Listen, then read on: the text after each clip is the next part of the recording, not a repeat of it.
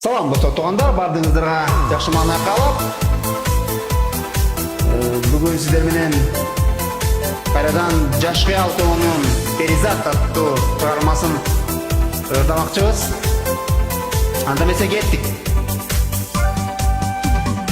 Ай шоласы төгүлгөн жайдын күнүндө олтурам мен сени эстеп чынар түбүндө. Кайда кеттиң мени таштап, ак жүзүңдү бир көрсөм деймин.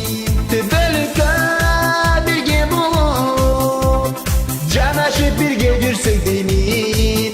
Перизат, кел жаным, жүрөктө armanım. Gettik.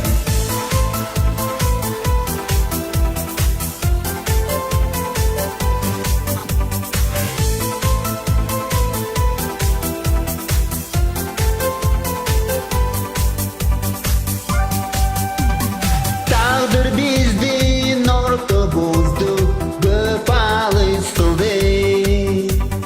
Seni mağa, beni sağa, jet algız kıldı. Tapasam seni izlep, ömür boyu da bötümün. Unutay mı seni, tümölük öbütümün. Perizat, gel canım, жүрөктө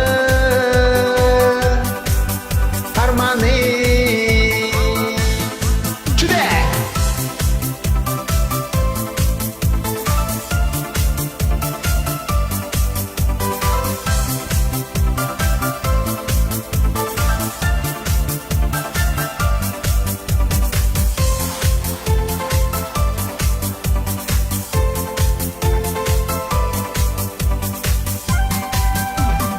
Ай шоласы төгүлгөн жайдын күнүндө олтурам мен сени эстеп чынар түбүндө.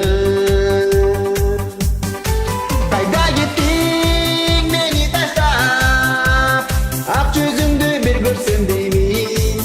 Түбөлүккө бирге болуп, жанашып бирге жүрсөк деймин. Perizat, gel canım, жүрөктө арманым.